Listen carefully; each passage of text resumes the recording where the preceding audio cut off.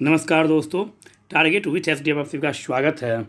आज हम लोग कुछ महत्वपूर्ण करंट अफेयर्स को विस्तार पूर्वक समझने का प्रयास करेंगे और हम उम्मीद करेंगे कि आप लोगों को यह वीडियो बहुत अच्छा लगेगा और आप लोगों के एग्ज़ाम में आने वाली परीक्षाओं में आपको बहुत मदद मिलेगा इससे। और फिर से कोरोना महामारी वापस आ रही है और आप देख रहे हैं लगातार बहुत सारे स्टेट में बहुत सारी जगहों पर लॉकडाउन, नाइट कर्फ्यू, कुछ इस तरह का शब्द का प्रयोग किया जा रहा है और कुछ इस तरह के कानूनी प्रशासनिक तौर पे नियम भी लागू किया जा रहा है। बिहार में भी, मध्य प्रदेश में भी, यूपी में भी। मध्य प्रदेश में तो खास करके आप देख रहे होंगे, जो वहाँ के बंधु हैं मेरे, वहाँ तो जितने भी डिस्ट्रिक्ट हैं, शहरी एरिया, उन सभी एरियाओं में लॉकडाउन लगा दिया गया है। महाराष्ट्र के भी कुछ क्षेत्रों में, छत्तीसगढ़ के रायपुर में पूर्ण लॉकडाउन लगा दिया गया है। तो इस परिस्थिति में हमारे पास बस एक ही साधन बचता है, ऑनलाइन पढ़ाई करना और अधिक से अधिक सेल्फ स्टडी करना, क्योंकि फिर से वही 2020, ईश्वर से यही प्रार्थना है कि फिर से वही 2020 की तरह घटना घटित ना हो और उस तरह की स्थिति फिर से पुनरावृत्ति ना हो उस तरह की स्थिति का। तो चलिए देखते हैं आज का पहला टॉपिक क्या है। दुर्लभ लोगों के लिए राष्ट्रीय नीति 2021। स्वास्थ्य और परिवार कल्याण मंत्रालय ने हाल ही में दुर्लभ बीमारियों के लिए राष्ट्रीय नीति 2021 को मंजूरी दी है। पहला प्रश्न, दुर्लभ बीमारियों के लिए राष्ट्रीय नीति 2021 किसके द्वारा जारी किया गया है?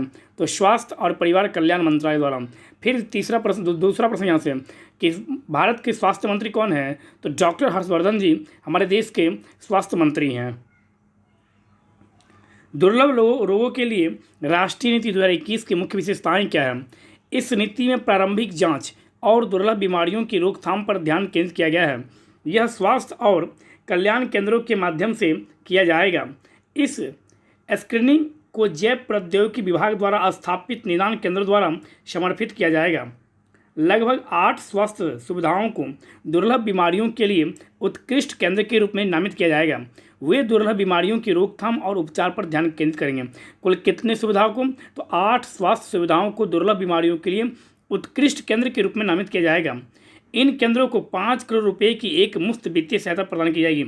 यह जो 8 जो प्रमुख जिसे भारत सरकार के द्वारा जिसे केंद्र बिंदु किया जाएगा, उन सभी अस्पतालों को या उन सभी स्वास्थ्य केंद्रों को 5 करोड़ रुपये एक मुफ्त दिया जाएगा।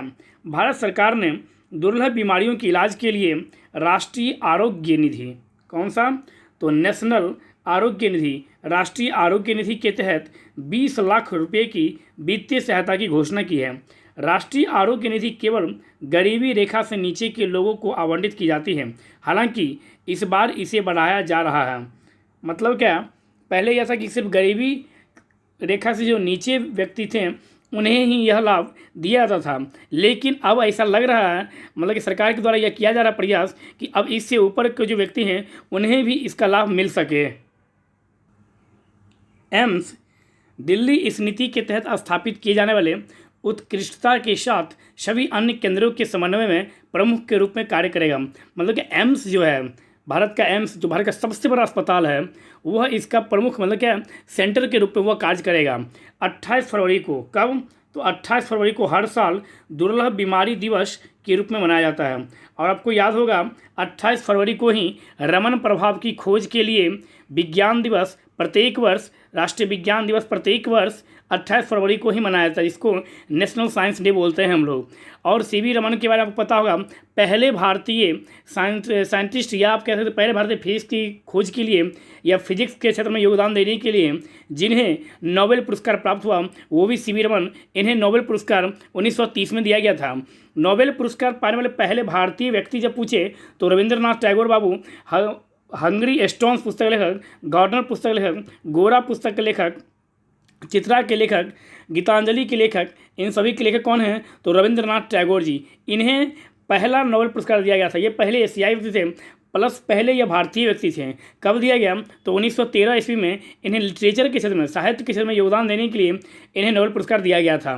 लेकिन पहले साइंस के क्षेत्र में पाने वाले भारतीय तो सीवी रमन 1930, रमन प्रभाव की खोज के लिए कब की रमन प्रभाव खोज? 1928 में। और 28 फरवरी को इनके जन्मदिन पर प्रत्येक वर्ष राष्ट्रीय विज्ञान दिवस मनाया जाता है।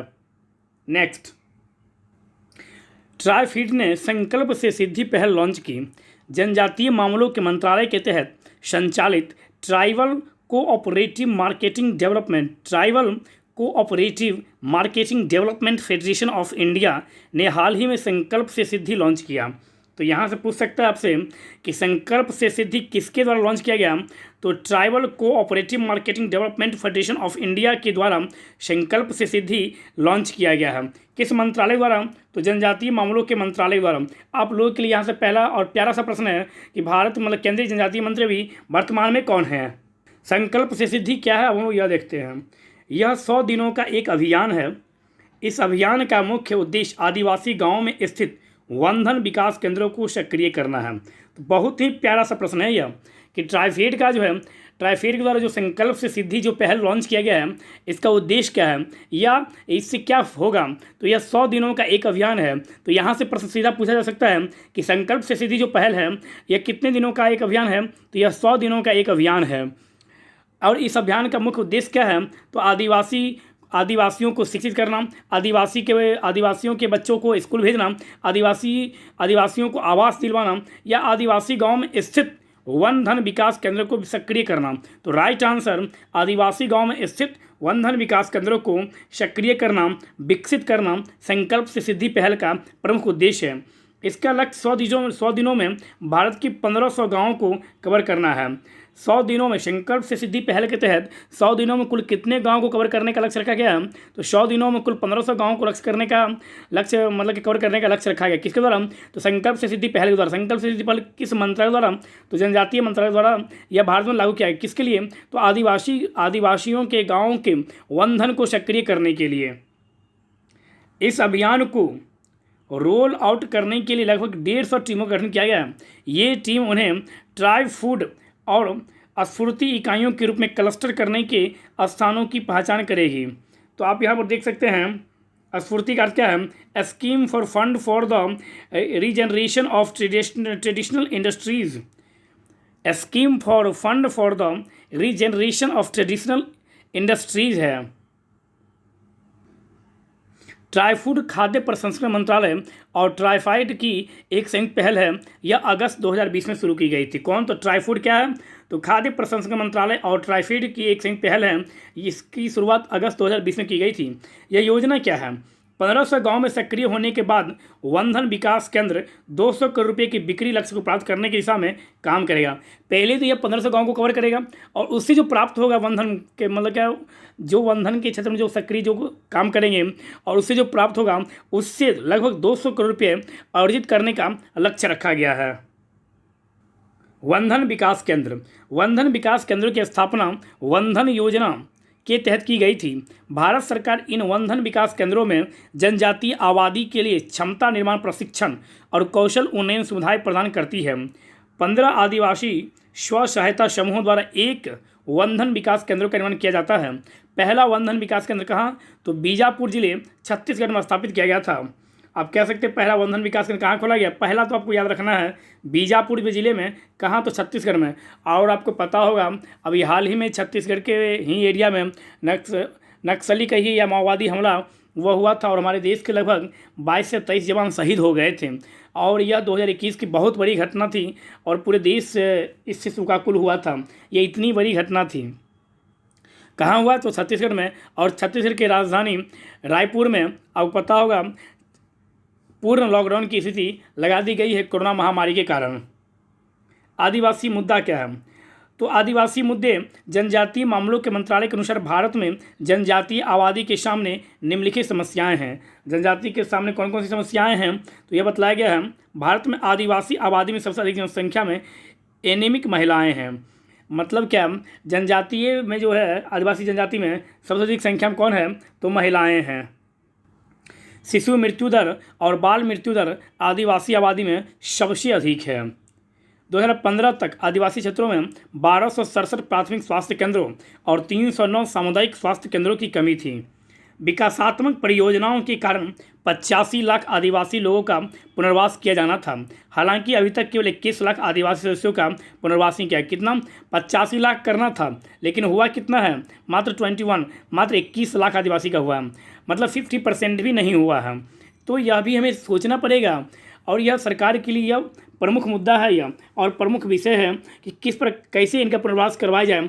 कैसे इनका स्वास्थ्य पर ध्यान दिया जाए और किस प्रकार से इनके एरियाओं में स्वास्थ्य केंद्र, शिक्षण केंद्र और इन्हें शिक्षित किया जाए, क्योंकि ये अभी भी हमारे आपकी पहुंच से है, बहुत दूर है ये। क्योंकि अभी भी इनकी एरिया में जहाँ ये रहते हैं, एक तो इनके लिए अभी भी घर की व्यवस्था नहीं है, ना ही इनके एरिया में स्वास्थ्य केंद्र है, ना ही शिक्षण संस्था है, ना ही इन्हें बिजली प्राप्त है, ना ही इन्हें पानी प्राप्त है। तो इन सारी सुविधाओं को गवर्नमेंट को ध्यान देना होगा और लगातार गवर्नमेंट प्रयासरत भी है इस क्षेत्र में और वो अपना काम कर भी रही है। चलिए चलते हैं नेक्स्ट टॉपिक और women and main in India 2020 report. सांख्यिकी और कार्यक्रम कार्यान्वयन मंत्रालय के तहत कार्यरत राष्ट्रीय सांख्यिकी कार्यालय नेशनल स्टैटिस्टिकल ऑफिस ने हाल ही में women and main in India report जारी किया है। यह रिपोर्ट महत्वपूर्ण सामाजिक आर्थिक संकेतकों को समेकित करती है जो देश में लिंग अनुपात की स्थिति को चित्रित करती है। यह रिपोर्ट सालाना MOSPI द्वारा प्रकाशित किया जाता है। किसके द्वारा? MOSPI द्वारा यह रिपोर्ट प्रत्येक वर्ष प्रकाशित किया जाता है। Women and main in India 2020 NSO report. जनसंख्या संबंधी आंकड़े के तहत यह बतलाया गया है कि 2021 में भारत की अनुमानित जनसंख्या 13 करोड़ है। 2021 में भारत की अनुमानित जनसंख्या 13 करोड़ है। 2001 में लिंगानुपात 923 से बढ़कर 2011 में 943 हो गया था। सही बात है। दिल्ली में लिंगानुपात सबसे अधिक वृद्धि दर्ज की गई।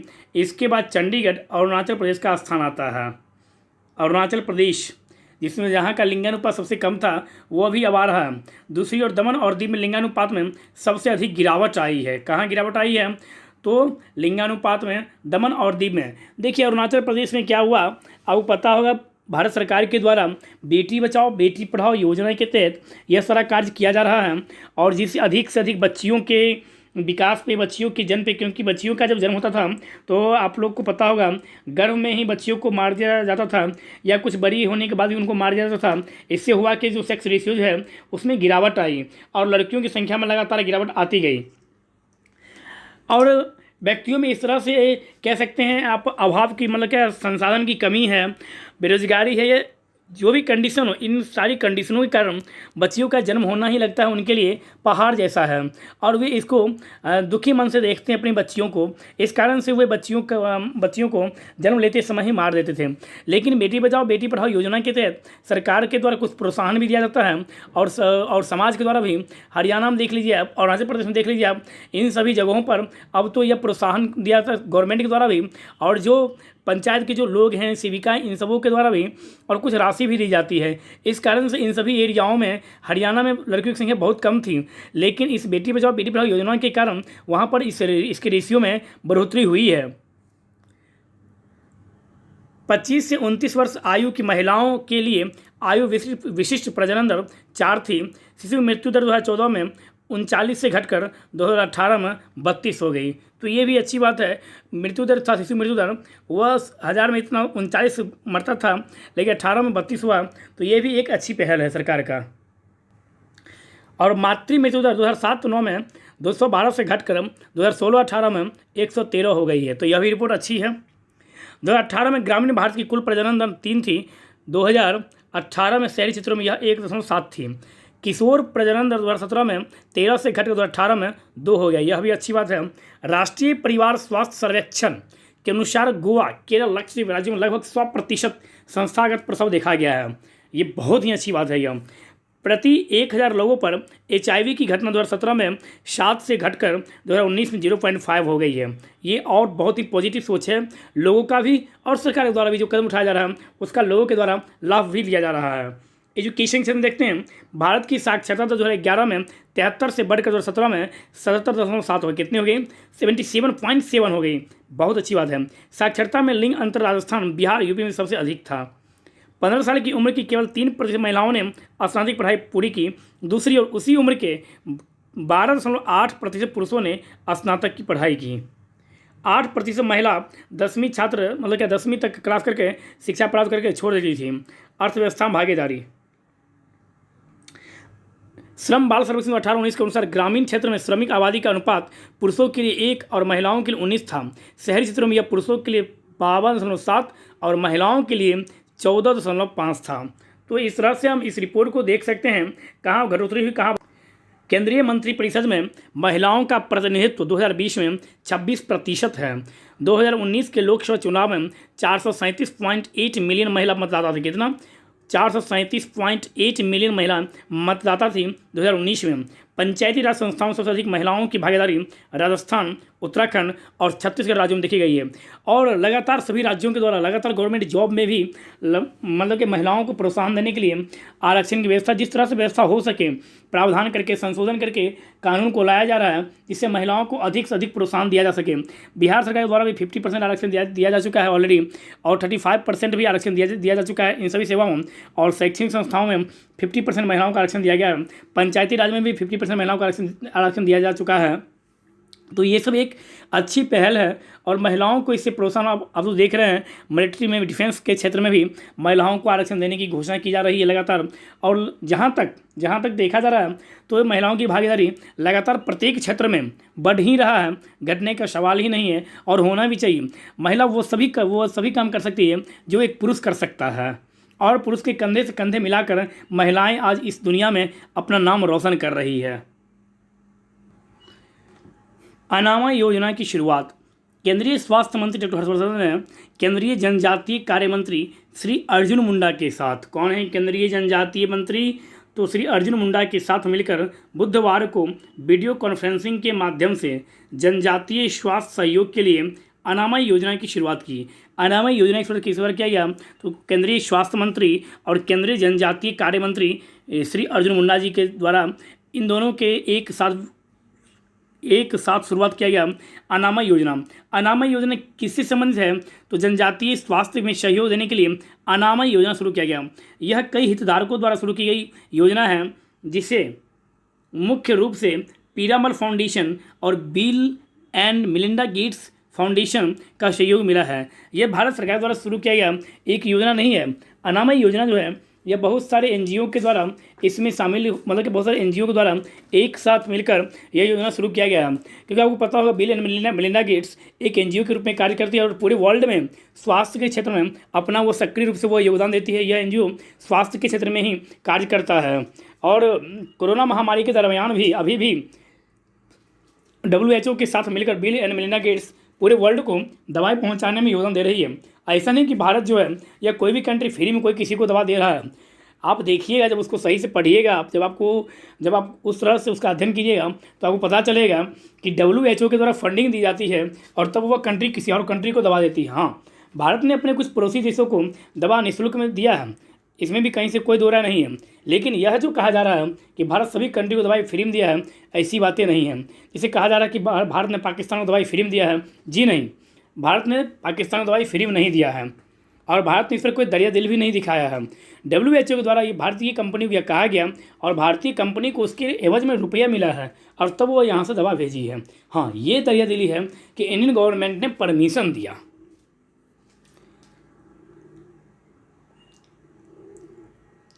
अनामय योजना भारत के जनजातीय समुदाय के स्वास्थ्य और पोषण की स्थिति में सुधार करने के उद्देश्य से विभिन्न सरकारी एजेंसियों और संगठनों द्वारा किए जा रहे प्रयासों को एक मंच पर लेकर आएगी।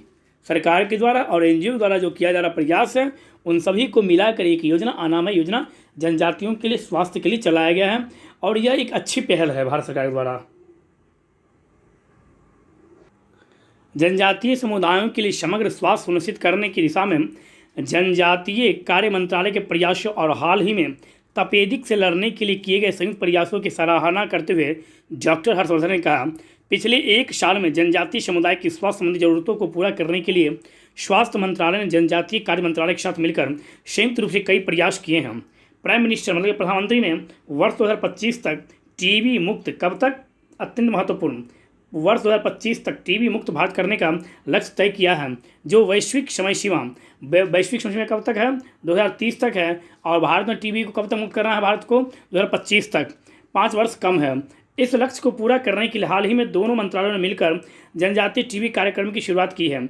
उन्होंने वरिष्ठ अधिकारियों को स्पष्ट अनुरोध किया कि वे टीबी से गंभीर बीमारी पर ध्यान केंद्रित करें, क्योंकि यह एक ऐसी बीमारी है जिसका सामना भारत दशकों से कर रहा है। उन्होंने टिप्पणी करते हुए कहा कि हम टीबी के बारे में उसी स्तर पर जागरूकता फैलाना चाहते हैं जिस स्तर पर हमने कोविड-19 कोरोना के मामले में लोगों को जागरूक किया है। अगर हम पोलियो और चेचक को ख़त्म कर सकते हैं तो हम टीबी का भी खात्मा कर सकते हैं। उन्होंने उम्मीद जताई कि आने वाले दिनों में मलेरिया, सिकल सेल, कुपोषण, एनीमिया जैसी गंभीर बीमारियों से भी प्रभावशाली तरीके से निपटा जाएगा। जनजातीय समुदाय इन बीमारियों से व्यापक रूप से प्रभावित है। यह सही बात है। केंद्रीय मंत्री ने हमारी आज़ादी के 75 साल का जश्न मनाने के लिए प्रधानमंत्री के न्यू इंडिया के व्यापक दृष्टिकोण का उल्लेख किया और बताया कि न्यू इंडिया के इस पूरे अभ्यास के लिए आदिवासी समुदाय का उत्थान कितना जरूरी है, यह बतलाया जाएगा। उन्होंने कहा कि यद्यपि भारत ने पिछले एक दशक में स्वास्थ्य सेवाओं की पहुंच और गुणवत्ता के मामले में उल्लेखनीय सुधार किया है, लेकिन भौगोलिक और समाज के कल्याण के विभिन्न स्तरों पर इसमें समानता नहीं है। पिछले कुछ वर्षों में तमाम सुधारों के बावजूद जनजातीय आबादी अपने गैर आदिवासी समकक्षों की तुलना में गरीबी, मृत्यु और बीमारियों की बोझ तले दबे हुए हैं और सार्वजनिक स्वास्थ्य व्यवस्था का उपयोग करते समय तमाम बाधाओं का उन्हें सामना करना पड़ता है।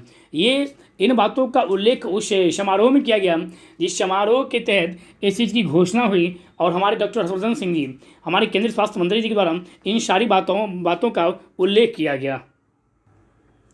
केंद्रीय कृषि और किसान कल्याण मंत्री नरेंद्र सिंह तोमर ने 7 अप्रैल 2021 को एक पोर्टल, कौन सा, तो मधु क्रांति और हनी कॉर्नर लॉन्च किया, जिसका उद्देश्य किसानों की आय में वृद्धि, रोजगार सृजन और निर्यात में वृद्धि करना है। मधु क्रांति पोर्टल राष्ट्रीय मधुमक्खी बोर्ड की एक पहल है। किसके द्वारा किया गया, तो केंद्रीय कृषि और किसान कल्याण मंत्री नरेंद्र सिंह तोमर जी द्वारा कब किया गया, तो 7 अप्रैल 2021 को। मधु क्रांति पोर्टल का लॉन्च कब किया गया, 7 अप्रैल 2021 को। और आपको पता होगा प्रत्येक वर्ष 7 अप्रैल को विश्व स्वास्थ्य दिवस मनाया जाता है। कौन सा, तो वर्ल्ड हेल्थ डे प्रत्येक वर्ष 7 अप्रैल को मनाया जाता है। और इसी दिन मधु क्रांति पोर्टल को लॉन्च किया गया नरेंद्र सिंह तोमर जी के द्वारा। मधु क्रांति पोर्टल राष्ट्रीय मधुमक्खी बोर्ड की एक पहल है। किसकी एक पहल है, तो राष्ट्रीय मधुमक्खी बोर्ड की एक पहल है। डिजिटल प्लेटफॉर्म पर हनी और अन्य मधुमक्खी उत्पादों के ट्रेसेबिलिटी स्रोत को प्राप्त करने के लिए ऑनलाइन पंजीकरण के लिए यह पोर्टल विकसित किया गया है। आप यहाँ पर देख सकते हैं, ये है हमारे कृषि मंत्री नरेंद्र सिंह तोमर जी। कृषि मंत्री नरेंद्र सिंह तोमर ने किया मधु क्रांति पोर्टल का लॉन्च। अब देख सकते हैं यहाँ मधु क्रांति पोर्टल शहद एवं मधु उत्पादों के स्रोत की ट्रेसेबिलिटी एवं डिजिटलीकरण हेतु पोर्टल लॉन्च किया गया केंद्रीय मंत्री नरेंद्र सिंह तोमर जी के द्वारा। कब किया गया, तो 7 अप्रैल 2021 को। राष्ट्रीय मधुमक्खी बोर्ड एवं इंडियन बैंक के मध्य ट्रेसेबिलिटी प्रोजेक्ट संबंधी करार, यह भी आप यहाँ से याद रखेंगे। यह पोर्टल शहद में मिलावट और संदूषण के स्रोत की भी जांच करेगा। शहद के स्रोत को ट्रैक करने के लिए इसका एंड टू एंड रिकॉर्ड होगा।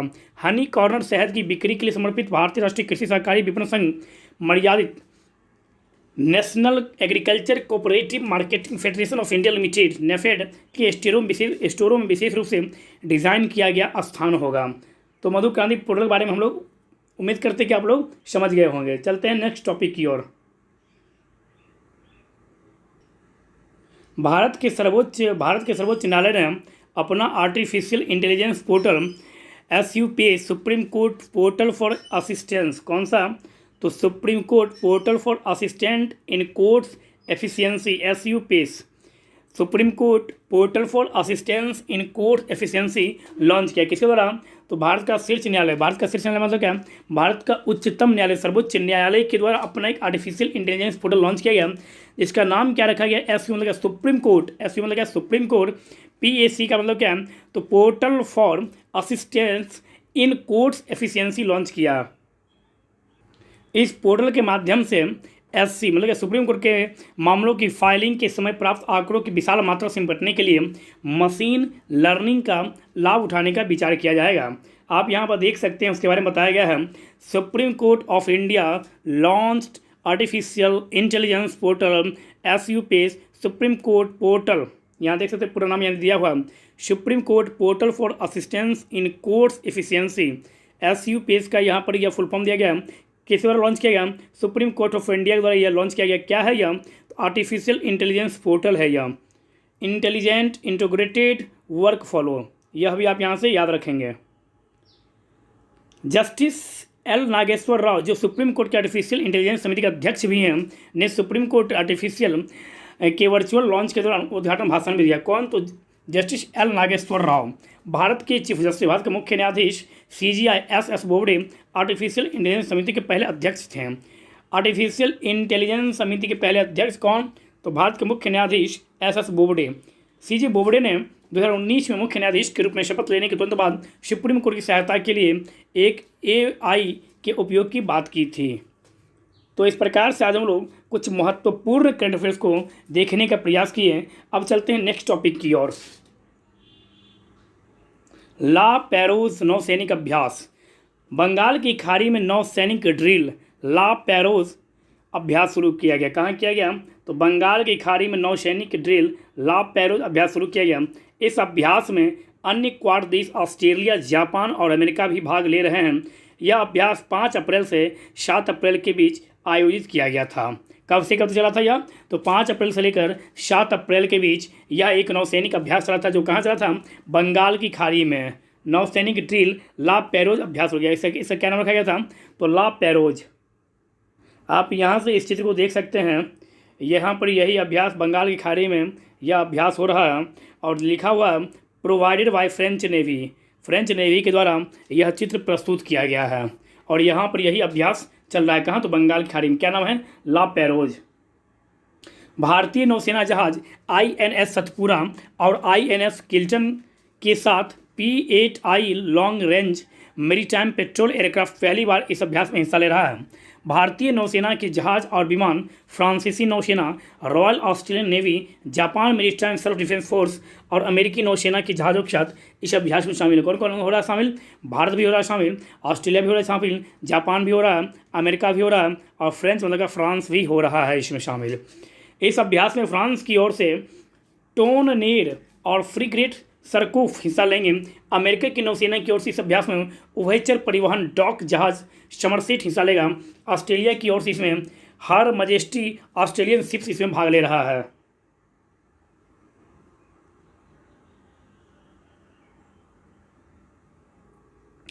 E9 शिक्षा मंत्री की बैठक। शिक्षा राज्य मंत्री संजय धोत्रे।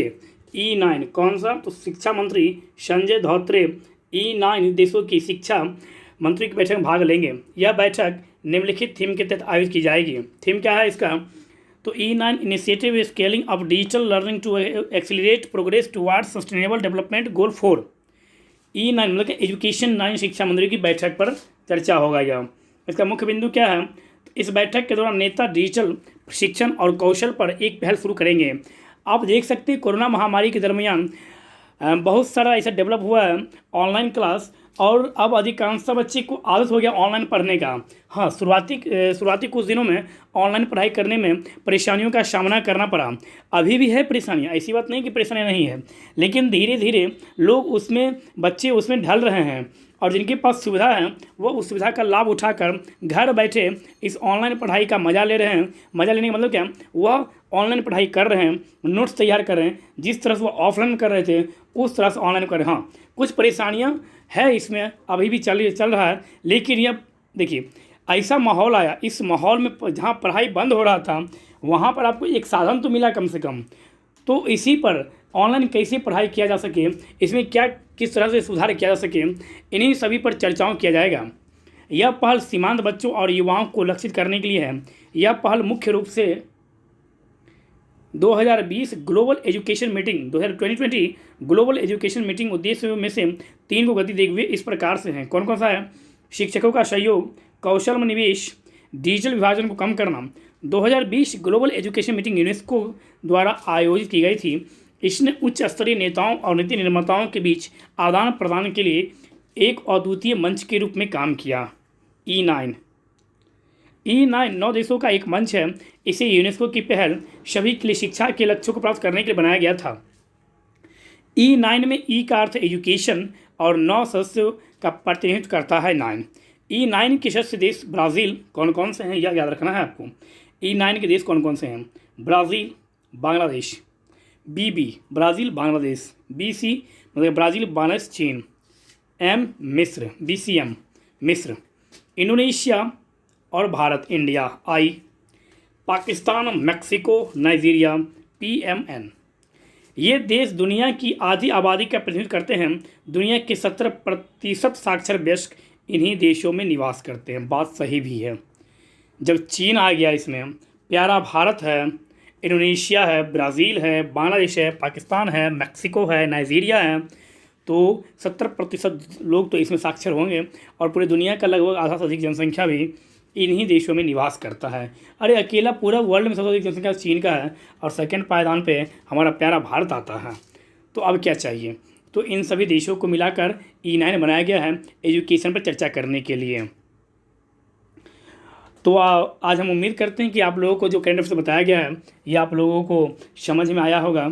यदि कुछ त्रुटि हो इसमें तो प्लीज़ आप लोग कमेंट्स करके बता सकते हैं, उसमें सुधार किया जाएगा। और अधिक से अधिक दोस्तों तक इस वीडियो को शेयर कीजिए, लाइक कीजिए और इस चैनल को प्लीज़ सब्सक्राइब कीजिए और अपने दोस्तों से भी कहिए यदि उन्हें फ़ायदा मिल रहा है तो सब्सक्राइब करें और अधिक से अधिक ग्रुप में, व्हाट्सएप ग्रुप में, टेलीग्राम ग्रुप में, फेसबुक ग्रुप में इस वीडियो को शेयर कीजिए। धन्यवाद।